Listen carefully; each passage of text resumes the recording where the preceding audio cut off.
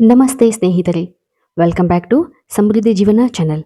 ಇವತ್ತಿನ ದಿನ ಅತ್ಯಂತ ಅದ್ಭುತವಾದಂತಹ ಸರಳ ಮಾಹಿತಿ ಹಾಗೂ ನಿಮ್ಮ ಎಲ್ಲ ಆರ್ಥಿಕ ಸಮಸ್ಯೆಗಳಿಗೆ ಹಾಗೂ ನಿಮ್ಮ ಯಾವುದೇ ಆರೋಗ್ಯದ ಸಮಸ್ಯೆ ಅಥವಾ ಇನ್ನಿತರ ಯಾವುದೇ ಸಮಸ್ಯೆಗಳಿಗೆ ಸುಲಭವಾಗಿ ನಮ್ಮ ಮನೆಗಳಲ್ಲಿ ಯಾವ ರೀತಿಯಾಗಿ ಪರಿಹಾರಗಳನ್ನು ಮಾಡಿಕೊಳ್ಳೋದ್ರಿಂದ ನಮ್ಮ ಜೀವನದಲ್ಲಿ ನಾವು ಯಶಸ್ಸನ್ನು ಕಾಣಬಹುದು ಎಂಬುದರ ಬಗ್ಗೆ ಸರಳವಾಗಿ ತಿಳಿಯೋಣ ಬನ್ನಿ. ಹೌದು ಸ್ನೇಹಿತರೆ, ಪ್ರಾಚೀನ ಕಾಲದಿಂದಲೂ ನಾವು ಹಲವಾರು ಸಂಪ್ರದಾಯ ಪದ್ಧತಿಗಳನ್ನು ನಮ್ಮ ಹಿಂದೂ ಧರ್ಮದಲ್ಲಿ ಅಳವಡಿಸಿಕೊಂಡು ಆಚರಿಸಿಕೊಂಡು ಬರುತ್ತಾ ಇದ್ದೇವೆ. ಅದರಲ್ಲಿ ಯಾವುದೇ ರೀತಿಯಾದಂತಹ ದೀಪಾರಾಧನೆ ಹಾಗೂ ದೀಪಗಳನ್ನು ಪೂಜೆ ಮಾಡುವುದು ಅತ್ಯಂತ ಶ್ರೇಷ್ಠವಾದಂತಹ ಮಹತ್ವವಾದಂತಹ ಸ್ಥಾನವನ್ನು ಪಡೆದುಕೊಂಡಿದೆ. ಯಾವುದೇ ಸಮಸ್ಯೆಗಳಿಗೆ ದೀಪಗಳನ್ನು ವಿವಿಧ ರೀತಿಯಾಗಿ, ಅಂದರೆ ತೆಂಗಿನಕಾಯಿಯ ದೀಪ, ಬೆಲ್ಲದ ದೀಪ, ಕುಂಬಳಕಾಯಿಯ ದೀಪ ಹಾಗೂ ಇನ್ನಿತರ ಹಲವಾರು ದೀಪಗಳನ್ನು ಬೆಳಗುತ್ತೇವೆ. ಈ ರೀತಿಯಾದಂತಹ ದೀಪಗಳು ತನ್ನದೇ ಆದಂತಹ ಮಹತ್ವವನ್ನು ಹಾಗೂ ಫಲಿತಾಂಶಗಳನ್ನು ನೀಡುತ್ತದೆ. ಅದರಲ್ಲಿ ನಾವು ಇವತ್ತಿನ ದಿನ ಸರಳವಾಗಿ ನೀವು ಯಾವ ರೀತಿಯಾದಂತಹ ದೀಪಗಳನ್ನು, ಅಂದರೆ ಮುಂಜಾನೆ ಅಥವಾ ಸಂಜೆಯ ಸಮಯದಲ್ಲಿ ಪೂಜೆ ಮಾಡುವಾಗ ದೀಪಕ್ಕೆ ಕೆಲವೊಂದು ವಸ್ತುಗಳನ್ನು, ಪದಾರ್ಥಗಳನ್ನು ಬೆರೆಸಿ ಪೂಜೆ ಮಾಡುವುದರಿಂದ ನಿಮ್ಮ ಎಲ್ಲ ಇಚ್ಛೆಗಳು ಪೂರ್ಣಗೊಳ್ಳುತ್ತದೆ ಸ್ನೇಹಿತರೆ. ಹೌದು, ಈ ಒಂದು ಪದಾರ್ಥಗಳನ್ನು ಬೆರೆಸಿ ನೀವು ಪೂಜೆ ಮಾಡಿದ್ದಲ್ಲಿ ಖಂಡಿತವಾಗಿಯೂ ಕೂಡ ಅತ್ಯಂತ ಶೀಘ್ರ ಹಾಗೂ ದುಪ್ಪಟ್ಟು ಫಲವನ್ನು ನೀವು ಪಡೆಯಬಹುದು. ದೇವರಿಗೆ ದೀಪವನ್ನು ಬೆಳಗುವುದು ಪೂಜೆಯ ವಿಧಿವಿಧಾನಗಳಲ್ಲಿ ಪ್ರಮುಖವಾದಂತಹ ಭಾಗ. ದೇವರಿಗೆ ದೀಪವನ್ನು ಬೆಳಗುವಾಗ ದೀಪದಲ್ಲಿ ಕೆಲವೊಂದು ಪದಾರ್ಥಗಳನ್ನು ಹಾಕಿದರೆ ಆ ಪದಾರ್ಥಗಳ ಶಕ್ತಿಯಿಂದ ಗ್ರಹಗತಿಗಳು ಶಾಂತಗೊಂಡು ನಿಮಗೆ ಉತ್ತಮವಾದಂತಹ ಫಲವನ್ನು ನೀಡುತ್ತವೆ ಎಂದು ಕೂಡ ಹೇಳಲಾಗುತ್ತದೆ. ಹೌದು ಸ್ನೇಹಿತರೆ, ದೀಪವನ್ನು ಬೆಳಗುವುದು ಅತ್ಯಂತ ಮಂಗಳಕರವಾದಂತಹ ಒಂದು ಪದ್ಧತಿ ಕೂಡ ಆಗಿದೆ.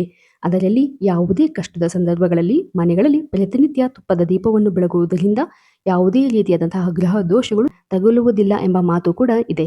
ಹೌದು, ದೇವರಿಗೆ ದೀಪವನ್ನು ಹಚ್ಚಿಡುವುದರಿಂದ ನಾವು ಮಂಗಳಕರವಾದಂತಹ ಸುದ್ದಿಯನ್ನು ಹಾಗೂ ಸಕಾರಾತ್ಮಕ ವಾತಾವರಣವನ್ನು ಸೃಷ್ಟಿಸಬಹುದು ಸ್ನೇಹಿತರೆ. ಹೌದು, ಈ ಕಾರಣಕ್ಕಾಗಿಯೇ ಪುರಾತನ ಕಾಲದಿಂದಲೂ ಬೆಳಗ್ಗೆ ಮತ್ತು ಸಂಜೆಯ ಸಮಯದಲ್ಲಿ ದೀಪವನ್ನು ಹಚ್ಚಿಡುವ ಸಂಪ್ರದಾಯ ಪದ್ಧತಿ ಬೆಳಕಿಗೆ ಬಂದಿತು. ಅದರಲ್ಲೂ ನಾವು ಸಂಜೆಯ ಸಮಯದಲ್ಲಿ ದೀಪಗಳನ್ನು ಬೆಳಗುವುದು ಹೆಚ್ಚು ಪರಿಣಾಮಕಾರಿಯಾಗಿರುತ್ತದೆ. ಏಕೆಂದರೆ ಸಂಜೆಯ ಸಮಯದಲ್ಲಿ ದೇವರು, ಅಂದರೆ ಅದರಲ್ಲೂ ಮಹಾಲಕ್ಷ್ಮಿಯು ಮನೆಗೆ ಪ್ರವೇಶಿಸುತ್ತಾರೆ ಎಂಬ ಒಂದು ನಂಬಿಕೆಯೂ ಕೂಡ ಇದೆ. ಆದ್ದರಿಂದ ಸಂಜೆಯ ಸಮಯದಲ್ಲಿ ಯಾರು ಶ್ರದ್ಧಾ ಭಕ್ತಿಯಿಂದ ದೀಪಗಳನ್ನು, ಮನೆಯ ಬಾಗಿಲಿಗೆ 2 ದೀಪಗಳನ್ನು ಹಚ್ಚಿಡುವುದರಿಂದ ಮಹಾಲಕ್ಷ್ಮಿಯ ಆಗಮನವಾಗುತ್ತದೆ ಸ್ನೇಹಿತರೆ. ಮೊದಲನೆಯದಾಗಿ ದೀಪವನ್ನು, ಅಂದರೆ ಯಾವುದೇ ವ್ಯಕ್ತಿಯು ಆರ್ಥಿಕ ಸಂಕಷ್ಟದಲ್ಲಿ ಬಳಲುತ್ತಾ ಇದ್ದರೆ, ಯಾವುದೇ ರೀತಿಯ ಶನಿ ದೋಷದಿಂದ ಬಳಲುತ್ತಾ ಇದ್ದರೆ ಆ ವ್ಯಕ್ತಿಯ ವೃತ್ತಿಯ ಬದುಕಿನಲ್ಲಿ ಹಲವಾರು ಸವಾಲುಗಳನ್ನು ಎದುರಿಸಬೇಕಾಗುತ್ತದೆ. ಹಾಗೂ ಯಾವುದೇ ರೀತಿಯಾದಂತಹ ವ್ಯವಹಾರದಲ್ಲಿ ಹಲವಾರು ಕಷ್ಟಗಳು, ನಷ್ಟಗಳು, ನೋವುಗಳನ್ನು ಅನುಭವಿಸಬೇಕಾಗುತ್ತದೆ. ಇಂತಹ ಸಂದರ್ಭದಲ್ಲಿ ಸಾಸಿವೆ ಎಣ್ಣೆಯನ್ನು ಬಳಸಿ ದೀಪವನ್ನು ಬೆಳಗಿಸುವುದರಿಂದ ಆ ಎಲ್ಲ ರೀತಿಯ ಗ್ರಹ ದೋಷಗಳಿಂದ ಕಡಿಮೆಗೊಳಿಸಿಕೊಳ್ಳಬಹುದು. ಹಾಗೂ ಶನಿ ದೋಷದಿಂದ ಮುಕ್ತಿಯನ್ನು ಹೊಂದಿ ಪಿತೃಗಳ ಆಶೀರ್ವಾದವು ನಿಮಗೆ ಸಿಗಬೇಕು ಎಂದರೆ ಸಾಸಿವೆ ಎಣ್ಣೆಯ ದೀಪವನ್ನು ಹಾಗೂ ಎಣ್ಣೆಯ ದೀಪವನ್ನು ಕೂಡ ನೀವು ಬೆಳಗಬಹುದು. ಸಂಜೆಯ ವೇಳೆ ದೀಪವನ್ನು ಬೆಳಗುವಾಗ ಅದಕ್ಕೆ ಎಳ್ಳುಗಳನ್ನು ಸೇರಿಸಿ ದೀಪವನ್ನು ಬೆಳಗುವುದರಿಂದ ಶನಿ ದೋಷದಿಂದ ಮುಕ್ತಿಯನ್ನು ಹೊಂದಬಹುದು. ಹಾಗೂ ಯಾವುದೇ ರೀತಿಯಾದಂತಹ ಸಾಡೆ ಸಾತಿನ ಸಮಸ್ಯೆಯಿಂದ ಬಳಲುತ್ತಾ ಇದ್ದರೆ ಆ ಸಮಸ್ಯೆಯಿಂದ ನೀವು ಹೊರಬರಬಹುದು ಸ್ನೇಹಿತರೆ. ಹಾಗೂ ಇದರಿಂದ ಪಿತೃಗಳ ಆಶೀರ್ವಾದ ಸಿಗುತ್ತದೆ ಎಂದು ಕೂಡ ಹೇಳಲಾಗುತ್ತದೆ. ನಂತರ ನೋಡುವುದಾದರೆ ಕರ್ಪೂರ. ಕರ್ಪೂರವೆಂದರೆ ಮಂಗಳಕರವಾದಂತಹ ಒಂದು ವಸ್ತು, ಅದೃಷ್ಟದ ವಸ್ತು. ನಿಮ್ಮ ಮನೆಗೆ ಸಂಪತ್ತು ಆಗಮನವಾಗಬೇಕು, ಯಾವುದೇ ರೀತಿಯಾದಂತಹ ಹಣದ ಅಡಚಣೆಗಳು ನಿಮ್ಮಲ್ಲಿ ಉಂಟಾಗ್ತಾ ಇದ್ದರೆ, ಹಣದ ಹರಿವು ಆಗ್ತಾ ಇಲ್ಲ ಅಂದರೆ ಈ ಕರ್ಪೂರವನ್ನು ನೀವು ದೀಪಕ್ಕೆ ಬೆಳಗಿಸಬಹುದು. ಹಾಗೂ ಈ ಒಂದು ಕರ್ಪೂರವು ಶುಕ್ರ ಗ್ರಹಕ್ಕೆ ಸಂಬಂಧವನ್ನು ಹೊಂದಿದೆ. ಹಾಗೂ ನಿರಂತರವಾಗಿ ಕರ್ಪೂರವನ್ನು ಬಳಸಿ ನಾವು ದೀಪಗಳನ್ನು ಬೆಳಗಿಸುವುದರಿಂದ ಮನೆಯಲ್ಲಿರ್ತಕ್ಕಂತಹ ನಕಾರಾತ್ಮಕತೆಯು ದೂರವಾಗಿ ಮನೆಯಲ್ಲಿ ಒಂದು ರೀತಿಯ ಪಾಸಿಟಿವ್ ವಾತಾವರಣ, ಸಕಾರಾತ್ಮಕತೆಯು ಉಂಟಾಗುತ್ತಾ ಹೋಗುತ್ತದೆ. ಮನೆಯು ಶುದ್ಧಗೊಳ್ಳುತ್ತಾ ಹೋಗುತ್ತದೆ. ಹಾಗೂ ಈ ಒಂದು ಕರ್ಪೂರವನ್ನು ಹಾಕಿ ದೀಪವನ್ನು ಬೆಳಗುವುದರಿಂದ ನಿಮ್ಮ ಜಾತಕದಲ್ಲಿನ ಶುಕ್ರನ ಸ್ಥಾನವು ಬಲಗೊಂಡು ನಿಮ್ಮ ಜೀವನದಲ್ಲಿ ಸಮೃದ್ಧಿ, ಆಯುಷು, ಆರೋಗ್ಯ ಎಲ್ಲವೂ ಕೂಡ ಲಭಿಸುತ್ತದೆ ಸ್ನೇಹಿತರೆ.